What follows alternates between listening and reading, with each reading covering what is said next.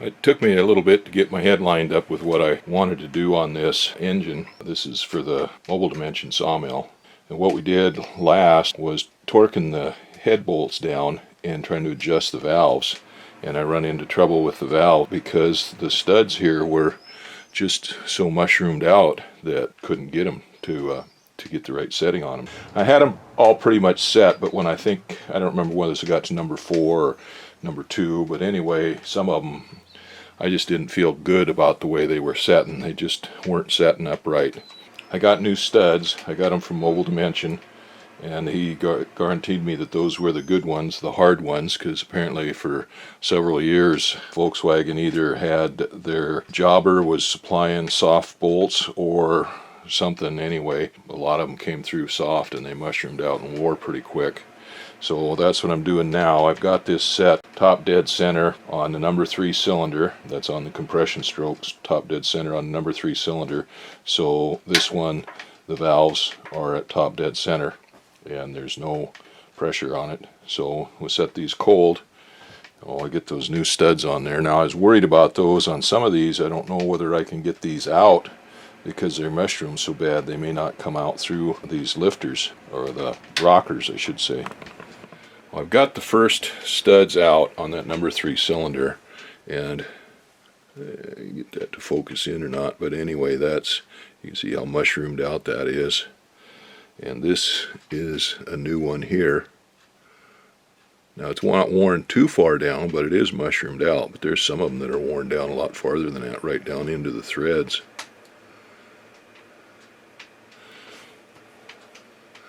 And then it's got this lip on it here where it overhung the valve cap, and it wore down in there, and then the lip on there, and that's what was giving me grief on that, getting those adjusted, because when you adjust those you turn this screw in, and of course then that little lip, the position of that stud changes against the valve, so you're adjusting the valve gap against this ridge right here, this lip, and of course that's going to wear out pretty fast, so the valve adjustment is not going to stay adjusted very long. So I'll get these new studs put in there, and we'll get these adjusted all the way around.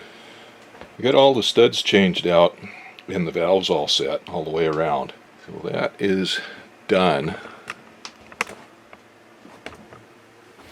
Now this was, let me see if I can see that. I think this was the last studs came out of the number 4. Here it is right here. It's actually wore down right to the threads. That's why I was having so much trouble. I didn't like the way that was there. Well, we got it now. We got new studs in there now. They're all adjusted to 8 thousandths. I got new valve cover gaskets. I'll clean those heads up, the faces up on those heads for the valve cover gaskets. And I've got new valve cover gaskets. We'll get those put on and the valve covers put on, and then I can start working on doing the wiring. I think everything else mechanical is done. I can get the wiring all done. Then I'm going to have to pick the engine up and drain the oil out and clean the screen and stuff on the bottom and put that back together, the new gaskets on that, and then I can put oil in it, and we'll get all the wiring all done and everything, and it should be ready to start it up. Working on this Volkswagen engine for this Mobile Dimension sawmill again a little bit, and I got the studs replaced for the valve adjustment and got the valves adjusted. I got new valve cover gaskets on there, got that all sealed up, and then I've been working on the wiring of this. Now the wiring on here would pretty much just cut it off. It was clipped and ripped out of there and gone. So I had to look in the manual and kind of figure out the wiring harness. And I printed out a page here out of the manual showing it. Now it's basic, pretty simple wiring harness. You got a wire, of course, from the distributor to the coil, and then you've got a wire coming from the ignition system to the coil, and you got alternator, which has 3 wires on it, the main charge wire, and then the control wires off the regulator, and of course the starter solenoid and ignition switch, and then there's a kill switch that mounts up to the throttle handle, and then there's a light, alternator light, to show when the alternator's working. So it's basically a pretty simple system, And what they'd had on here was just wires running through here in kind of a bundle taped up with electrician's tape and then taped to this intake tube. So I've kind of changed that a little bit. I've got some Adel clamps. I put an Adel clamp on this side over here on this intake tube, and then another one. I've got some wire loam, some cloth or fabric wire loam that I cut and run my wires through that, and then I run the wires up. I've got these wire connectors. They're cheap ones. They're ones I got off eBay. They looked like it was a pretty good deal. They said they were 3M and blah blah blah and made it sound real good, but they're really cheap connectors, but they do have good 3M heat shrink on them. And that seals those up. It's got glue in them. It helps seal those up for moisture getting in them, and it also gives support to these wires, to these wire connectors, so they're not just depending on the wire and the crimp-on connection and stuff for their support. So I've got this hooked up with I think that's a 12 gauge or 10 gauge wire running from the alternator for the battery charge and over to the starter, and then I've got a 14 gauge wire, and I actually found the right color wires for most of this stuff. I've got that running off of the alternator, and then we've got a ignition lead wire going over here to the coil that's yellow. All that runs through this wire loam. I put some heat shrink tubing on the end of that to help seal that up and support that where it comes out of the wire loam. And then over here on the other side, we go over here, I just put one, let me get rid of that breather tube. I just put one small Adel clamp over here. There's already a bar welded onto this intake tube that wasn't used for anything else, and I screwed that clamp down there to that. Got the wire coming out going to the starter solenoid, and then there's a wire goes over here to the alternator lamp, and then another wire goes up here to the kill switch, and then of course your starter solenoid wire here that engages the solenoid. Those come out of there. I've got small wire loam on these two wires coming out off of this kill switch to protect it, and a tie wrap it on that governor throttle control rod there, and then run through, and another wire loam going underneath. The only thing I don't have hooked up right now is the ignition switch. I've got to check it out and make sure which terminals are which on that, but this is a little better setup than what was on there, so that I'm pretty happy with that. And I've got to figure out a spot to hook up the negative battery cable here someplace, probably to the engine block here someplace, and the positive cable goes over here to the starter, of course, but that's kind of one of these funky clamped on cables and stuff here, and I think I might change that and get a better one, a prefab one, so I'm going to make sure and have good connection there.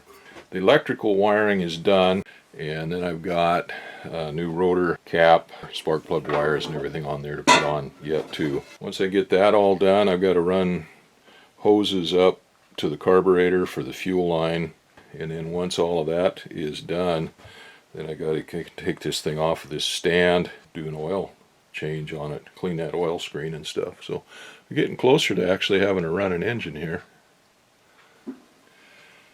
I think I'm just about done here on the top. The wiring harness is all done. This is a pretty simple system actually. It's just basically a charging system and the ignition system, a starting system. You got wires for the starter, and then you got wires from the alternator here for charging. There's a keyed switch over on that side. I got it installed. I got a new distributor cap, kind of a funky looking cap. I didn't know it was semi-transparent or transparent. That's going to be kind of interesting, but anyway, it's a nice bright red. I thought I had a new rotor, but I got to looking, I couldn't find it, and I called, and of course they don't have one here in town. They'd have to order one. So the old one, actually, once I cleaned it up, it had some verdigis, anyway, corrosion on the brass there on the top of it where it contacts the coil. And I polished it up with some Scotch-Brite, and it polished up good, and once I got to looking at it, there's no wear or anything on it, so I stuck that back in there. I'll need to time the engine, of course. It's set preliminarily the way they recommended in the book. So I've got new spark plug cables on there. The other ones were kind of stiff, and then the ends of them were kind of, where they got in the spark plugs, were kind of worse for wear. Well, anyway, I got new spark plug wires on there, cables on there, and they're routed. This one, of course, going to the number 3 and number 4 cylinder. They're just free standing out here, and they're going to be all right by themselves. The ones for the number 1 and number 2, I put a little Adel clamp here on this bar that goes across, that's welded onto that intake tube to kind of hold those down, and that keeps them away from the exhaust on the other side and stuff. So they're well away from the exhaust from the heat on that. Wanted to replace the battery cables, and I was going to go to town and buy some, but I got to looking, and I had a couple of them here. They're only 4 gauge, but that should be plenty for this little thing. So anyway, I got 2 new battery cables. Well, the one here, they're both black, and of course the electricity doesn't care what color the cables are, but sometimes people do. So I got a piece of red heat shrink and put around this one here for the positive, so we can keep those separated, kind of get an idea what they're for. That's the one that goes to the starter solenoid. So that's looking good. The only thing else I have to do is to run a hose, a fuel hose, from the fuel pump up to the carburetor, and then I'll have to look up the one that comes from the fuel pump that goes to the tank and see if I need to replace it or not. Yeah, everything's looking good here on top. I need an air filter, of course. I don't have an air filter, and of course a nut for that. But anyway, I'll probably have to go to Napa and see if I can find something there, maybe, that I can use. I don't know. Anyway, that's the only thing up here. That and the hoses for the fuel line, I think, are the only things I left to do up here on the top. That, of course, to put a battery in. I brought that engine out here to the outer shop, hooked a strap up on the beam over there and put some straps on it, and I come along and hoisted it up off that engine stand. I needed to get it off the engine stand so I could drain the oil out of it and clean the engine, or the oil crankcase. So I got that up in the air, pulled the plug on it, letting it drain. And now I'll go ahead and pull that screen off of there and clean that out and put it all back together. Once I do, then I can put some oil in it and put it back on that stand and see if I can't get it started. Well, I guess it's time to see what happens here. Went to town and got me a new fuel filter, and I got a little pump here, primer pump, to prime the fuel pump. That's got a fuel pump, mechanical fuel pump, but if I get air into it first, or fuel into it first, that'll help that out. Oh, I dug out a battery and got it hooked up, and I guess we're ready to give it a try and see what happens here. I got oil in it. I'm just going to crank it first to see if it'll crank. There's on. Nothing. Alright.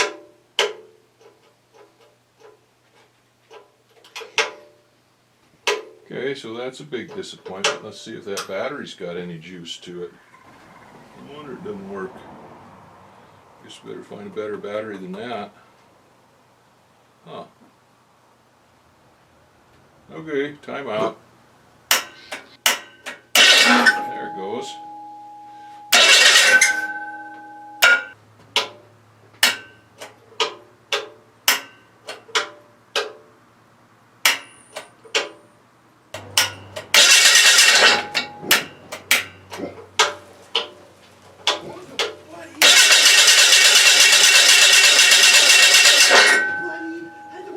Okay, well, I'm going to need a hose clamp on that fuel pump. It's squirting out fuel there, so.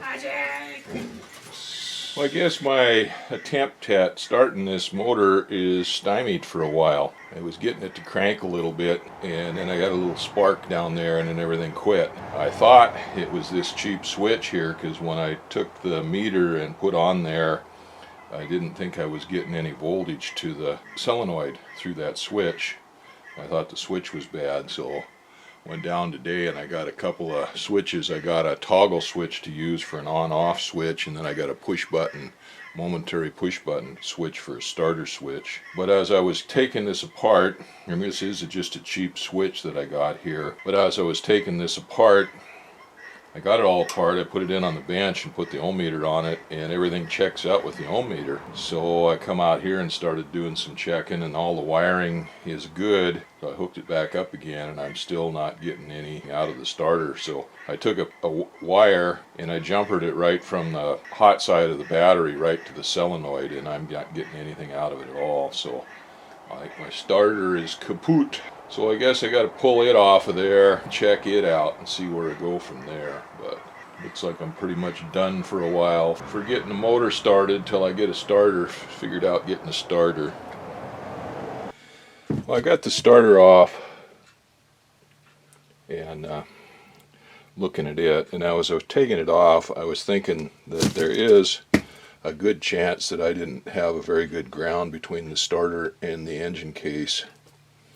I may want to, or may have figured out a way to put a ground on here, because I took this engine case, it was kind of rusty, or this starter case, engine case 2, but I cleaned this engine case up, or the starter case up, and painted it, and then all of the parts on the engine there, the mount, that bracket that this goes on, I cleaned it up and powder coated it.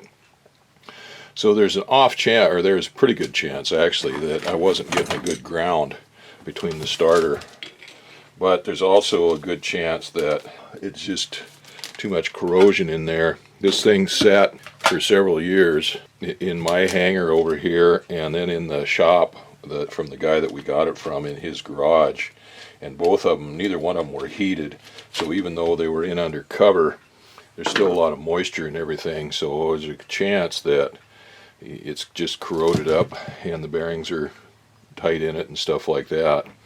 Well, anyway, there's the solenoid, and it seemed like it worked, but it's stiff. Even kicking this gear out on the Bendix, when I go to turn it, it doesn't turn very smoothly on there. So anyway, I guess I'll go ahead and take that apart and see what we got there. But like I said, maybe I could have fixed all of that by just putting a ground on there, a good ground on there. I haven't got very far yet on taking this thing apart, but already I'm seeing that there's a good chance that there's cruddy up there. The first screw I took out for holding this motor together was not too bad. It had a little bit of rust on it, not too bad. The second one here, that one was pretty cruddy. And then I popped this, there's a cap here that fits over the back side of this on that bearing there, or that. And anyway, that was just crudted up with rust underneath there. I got that starter disassembled and looking it over, and it's pretty rusty and crudted up inside. But it's not anything that can't be cleaned up and put back together to make work. Now the only thing that I found that is a problem is on this drive here. This is a pinion gear that engages with the flywheel starter ring gear. And the gear, the teeth and everything are okay on it, but this is a clutch. I think this is called like a Sprague clutch or something like that. They call it overrunning clutch here in the book. So except for this right here, I think everything else is fine. And now you can't really find any of that even in the Volkswagen book here. Let's see what they got in here.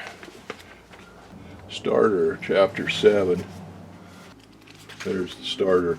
But even here they don't show much on there. Changing the solenoid is what they show on here, so you can change the solenoid on that, but they don't show anything else on there.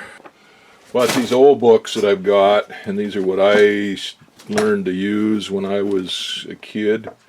What year is this one? 1954. Anyway, they show how to rebuild starters and stuff like that. This is not the same starter. This will is not as this. There's differences on it in the way it works. Not a whole lot of differences, but some differences.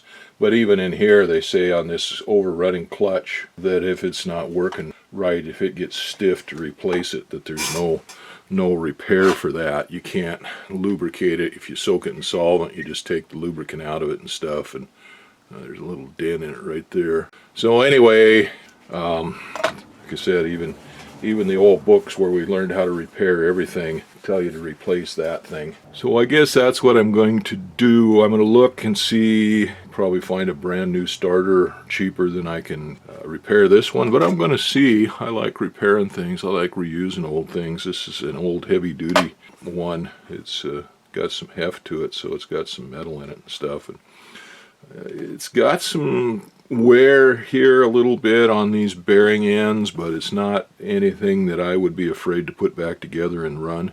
They show different kinds of Bendix drives in here, spring drives, and all kinds of things in here, so all kinds of different styles of them.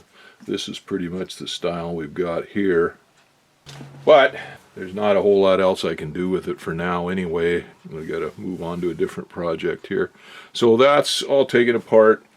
Like I said, I'll take some measurements on this gear and see what the diameter and number of teeth is on there to figure out the, what is that, the DP, I forget what that stands for. Anyway, the diametrical pitch of the gears or whatever. So we get something that can match the ring gear that's on the motor that I've got. So anyhow, yep, that's just like that one in the book, I guess, and closer to it than I thought. So that's going to be put aside, put away for now. So I'm going to put this Mobile Dimension sawmill project away for the time being, and I still got to put my baffles on for the air baffles and stuff on there. I can get that done too.